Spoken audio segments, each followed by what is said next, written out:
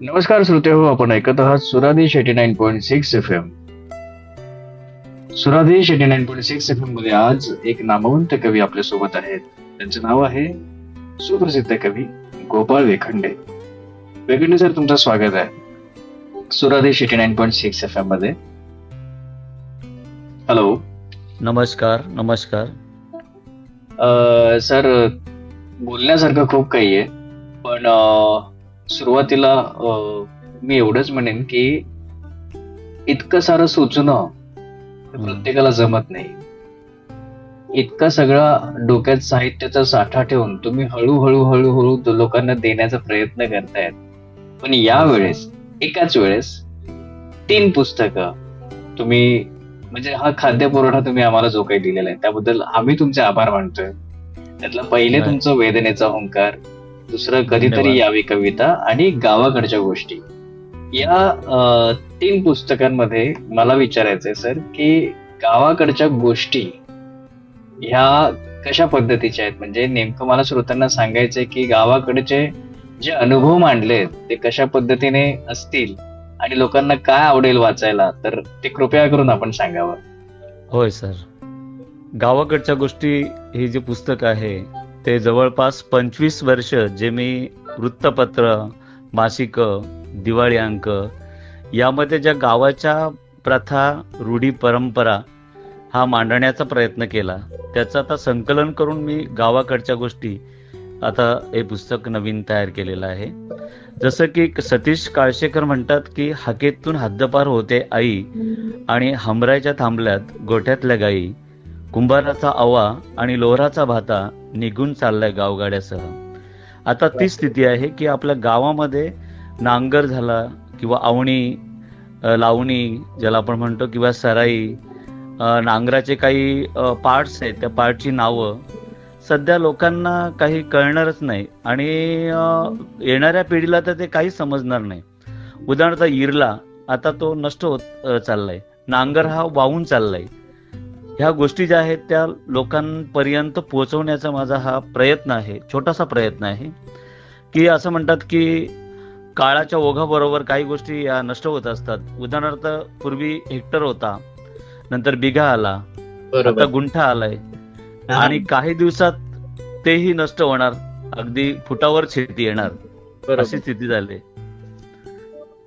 आणि ती गोष्ट लोकांच्या पर्यंत पोहोचावी म्हणून नांगर गेला वाहून, सैल्या, बऱ्या, हलीश, वसू, धुऱ्या, लिकीर, मूठ, पालिवरा, रुमणी, दोरखंड, घोंगडी, इरला, सूप, टोपली, बैलगाडी, दाताळी, या सर्व ज्या शेतीसाठी लागणारे अवजार आहेत किंवा वस्तू आहेत त्या पुढच्या पिढीला माहीत व्हाव्यात, या उद्देशाने मी हा प्रपंच केलेला आहे.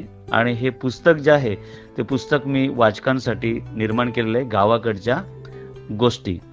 त्यासाठी एक असं आपण असं म्हणतो की नाही शेताला राहायला बांध, आज मदतीचे झाले हात वांज, आणि झाली संस्कृतीची सांज ग, हे माझे धाकले माय. ती संस्कृती वाचवण्याचा प्रयत्न माझ्या पुस्तकातून मी करण्याचा प्रयत्न करत आहे. एवढंच आज मी सांगू इच्छितो. नक्कीच सर, कारण की सध्या पावसाळा सुरू आहे आणि कुठेतरी बघताना एक गोष्ट नक्की लक्षात येते की बरेचसे 70 पार झालेले आजी आजोबा पण आपला नांगर घेऊन, आपलं सगळं ते साहित्य इरलं वगैरे घेऊन, आवणी वगैरे त्यांची करायला सुरुवात झालेली आहे. हे खरं तर त्यांच्याकडनं खूप घेण्यासारखं आहे, कारण की ही पिढी ही कदाचित शेवटची पिढी असेल किंवा असं कष्टाळू पिढी म्हणावी लागेल. मला असं वाटतं की तुमचं पुस्तक वाचून आजच्या तरुणांच्या मनात काहीतरी नेमकं हे हेरल्या जाईल आणि तेही तिकडे वळतील आणि जे काही शहरी भागाकडे ओढा होता त्यांचा, कुठेतरी गावाकडे येऊन परत तसं काहीतरी छान असं त्यांना बघायला, ऐकायला मिळेल. होय होय. विशेष म्हणजे हे जे पुस्तकाच्या द्वारे महत्वाची गोष्ट की इरला म्हणजे काय, नांगर म्हणजे काय, कदाचित हे पुढे आपल्याला चित्रातून दाखवावं लागेल.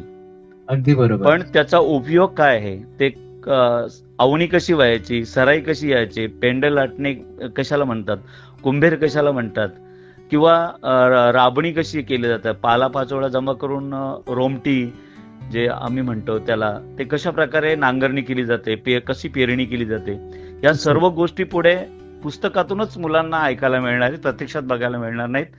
त्यासाठी ते तुम्ही आता म्हणाले ते हं. नेमकं काय आहे, म्हणजे आपण सांगू शकाल श्रोत्यांना? रोमटी याचा अर्थ असा आहे की जे आपण आता धान्य पेरतोय त्याच्या अगोदर आपण ती मशागत केलेली असते, आणि जो अग्नी देतोय आपण म्हणतो की त्याला रोमटी जाळणं, म्हणजे ते अच्छा. गवत असं ते जाळतो आणि त्याची आपण मशागत करतोय, त्याला आपण रोमटी म्हणतो. किंवा आमच्याकडे एक लूड पण शब्द आहे की ते शेणाने जी केली जाते त्याला लूड म्हणतात, आणि गवताने जे पेटवलं जातं त्याला रोमठा म्हणतात. मग लूड ही बांधावर असते, शेतामध्ये असते, जिथे जास्त पाणी नसेल अशा ठिकाणी, आणि मग तिथे ते धान्य पेरलं जातं. पेरल्यानंतर मग ते लावणीसाठी म्हणजे आवणीसाठी ते धान्य जे आलेलं जे गवत म्हणजे असेच आपण त्याला अवन म्हणतो आमच्याकडं, हा. त्याला अवन म्हणतो. अवन, आवड. ते अवन आणून आणि मग ते शेतामध्ये लावलं जातं ना. मग ते अवन लावण्यालाच क्रियेला आवणी म्हणतात. अच्छा. तीच आवणी होते. म्हणजे प्रथमतः धान्य पेरलं जातं, नंतर त्याला खणलं जातं. खणताना ते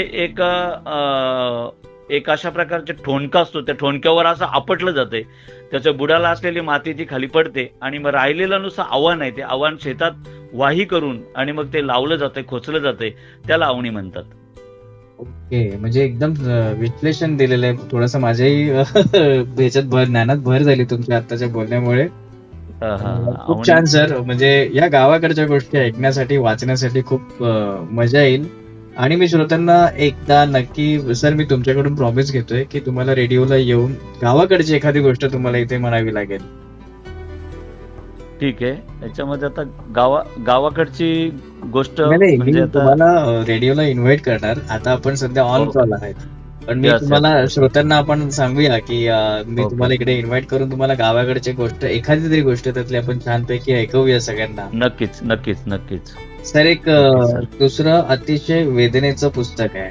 म्हणजे ही हो. वेदना, मला सगळं पार्श्वभाग माहितीये, पण हा हुंकार हो. जो तुम्ही जो लिहिलेला आहे तो बरोबर. अतिशय, मला असं वाटतं की तो तुम्हालाही वेदनादायक असेल. हो, नक्कीच. ते त्या पुस्तकामध्ये मी लिहिलंय, वेदनेचा हुंकार. जो माझ्यावर आलेला प्रसंग तो मी प्रत्येकाला मौखिकरीत्या सांगू शकत नाही, त्यामुळे त्याला शाब्दिक आधार, लेखणीचा आधार घेऊन मी तो मांडण्याचा प्रयत्न केला. असं म्हणतात की आपलं दुःख आहे ते दुसऱ्याला सांगितल्यानंतर कमी होतं, पण माझ्यात ती सांगण्याची हिंमतही नव्हती. मग तेव्हा मी शब्दांचा आधार घेतलाय. जसं केशव मिश्रा म्हणतात, स्वतःवरचा जगावरचा विश्वास जेव्हा उडून जातो, स्वतःवरचा जगावरचा विश्वास जेव्हा उडून जातो, तेव्हा शब्दच माझे सखे बनतात. वा. चिकचिक माती, रपरप पाय, ठणकणारी जखम तशी, तसे शब्दच होतात माझे सहप्रवासी. वा. आणि ती स्थिती माझ्या बाबतीमध्ये घडलं की मजळा दिलेस का तू वरदान विस्तवाचे, दुनिया आता रडाया मजला उसंत नाही. ही ओळ माझ्या मनामध्ये राहिली आणि मीच ओझे वाहतो माझ्याच बेसूर जीवनाचे, पेटविता मीच मजला तू आता भिजवू नको. ही जी लेखणी माझी, काळजात भिडणारी ओळ आहे अतिशय. जी लेखणी माझी सरसावली ती माझ्या दुःखाच्या शाईमध्ये भरलेली लेखणी होती. तरी शब्दात काय सांगू मी आर्तता मनाची, ज्या दुःखाला ना काठ आणि नाही किनारे. कारण मी जन्मापासून खूप काही सोसलेलं आहे. वैशाख होण्याप्रमाणे गरिबीचे चटके सहन केले. नोकरी लागलो तेव्हा थोडीशी हवेची जी हळूवार फुंकरी हवी असं थोडस जीवनामध्ये आलं, पण नंतर पुन्हा माझ्या जीवनामध्ये जो प्रसंग आला तो प्रसंग अतिशय दुःखदायक, वेदनादायक, आणि तोच वेदनेचा हुंकार मी माझ्या कवितेतून मी मांडला. त्याचं शीर्षक असलेली कविता मी आपणासमोर सादर करतोय. नक्कीच सर. काय देवा काय झाले, जितेपणी मरण आले, कसे भूपाळीचे सूर आज बेसूर का झाले, बहरलेल्या वसंतात कोवळे पान गळाळे. चिडी चूप घरट्यात माय चिमणी बोलेना, चिडी चूप घरट्यात माय चिमणी बोलेना, आसवांच्या पुरामध्ये सूर्य माझा बुडाला ना. काय देवा काय झाले, जितेपणी मरण आले. निशब्द भवताल काळ भविष्य थिजला, निशब्द भवताल काळ भविष्य थिजला, कीर्तिमंत मूर्तिमंत बाळ कुशीत निजला. काय देवा काय झाले जितेपणी मरण आले, किती रचले मनोरे वादळात या उडाले, किती रचले मनोरे वादळात या उडाले, आठव तुझे येता बाळा डोळे पाणावले, काय देवा काय झाले जितेपणी मरण आले. कविवर्य प्रशांत मोरे यांनी हे गीत केवळ माझ्यासाठी सादर करून त्याला श्रद्धांजली अर्पण केली होती. आणि ते गीत म्हणजेच माझी ती कविता तिला त्यांनी गीतात रूपांतर केलं, गीतेमध्ये आणण्याचा त्यांनी प्रयत्न केला आणि ते गीत गायलेलं आहे. युट्यूबला ते गीत अजूनही आहे आणि मला वाटतंय त्याला 10,000 पर्यंत व्ह्यूज झालेत, 10,000 लोकांपर्यंत पोहोचले ते. नक्कीच आम्ही सुद्धा ते गाणं ऐकलेलं आहे, कारण की प्रशांत त्यांनी ते गाणं पाठवलं आणि सांगितलं की ऐका, हे अश्रू आहेत आणि त्यांचे बोलण्याचे शब्द पण इतके मस्त होते की हे अश्रू कुठेतरी आम्ही कुठेतरी सादर करण्याचा प्रयत्न करतो. यातला एक एक शब्द म्हणजे एक एक अश्रूंचा थेंब आहे, तो कुठेतरी आहे आणि तो तुम्ही ऐका. तर आम्ही ते गाणं ऐकलं, खूप अप्रतिम गाणं म्हटलेलं आहे आणि शब्दच तितके ताकदीचे तुम्ही मांडलेत की न कळत डोळ्यात पाणी येतं. सर खूप छान, जबरदस्त, खूप सुंदर गाणं, म्हणजे गाणं म्हटलं सुद्धा आहे त्याच्या गोडगळ्यामध्ये आणि तुम्ही लिहिलंही त्या ताकदीने, म्हणजे तुम्ही वेदनाच मांडलेल्या आहेत, त्यामुळे काय बोलणं चुकीचं आहे त्या गाण्याबद्दल. हे अश्रू तुम्ही अप्रतिम. पण आता सर थोडस विषयांतर करूया, आता येऊया आपण कधीतरी यावी कविता. कविता कधीतरी यावी कविता एक माझ्या मनातली कविता आहे ती, की बरेच कवी जे आपले ज्येष्ठ कवी आहेत ते म्हणतात अरे वाचा नंतर लिहा. आपल्या कविता भरपूर होतात पण त्यात किती कविता असते, मग ती कविता कधीतरी आली पाहिजे आपल्याला. मग जवळपास मी खूप कविता लिहिल्या पण त्यातल्या काही कधीतरी यावी कविता या शीर्षकाखाली जी मला आवडलेली प्रत्येक कविता, ज्या माझ्या कविता होत्या त्यातील त्या निवडून आणि मी 73 कवितांचा संग्रह केलेला आहे, कधीतरी यावी कविता. तर कविता कधीतरी आली पाहिजे, ती कविता असली पाहिजे. बऱ्याचदा आपल्याला अशोक बागवे असोत किंवा अरुणजी म्हात्रे असोत, ते सर्व नवोदित कवींना, साहित्यिकांना सांगतात की पहिल्यांदा वाचा आणि नंतर कविता लिहा, खूप वाचा आणि नंतर कविता लिहा, मग त्यावेळेस ती कविता येऊ शकेल. आणि तशी कविता आहे की नाही आता ते श्रोतेच त्या सांगू शकतील, पण मी ती कविता संकलित करण्याचा माझा प्रयत्न केलेला आहे की जी कविता आहे असे कधीतरी यावी कविता, शीर्षक पण तेच आहे, मी आपणासमोर या ठिकाणी सादर करतोय.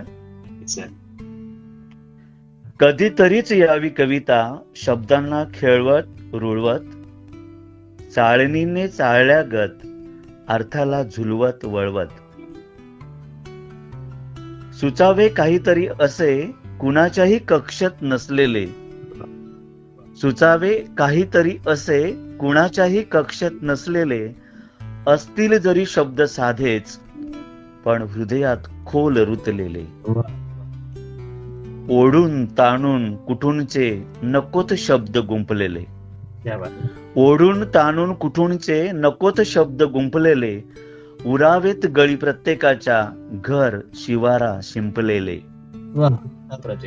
मिळावा बोध कवितेने, मिळावा बोध कवितेने, संस्काराचे रोप तरारावे आणि शब्दातून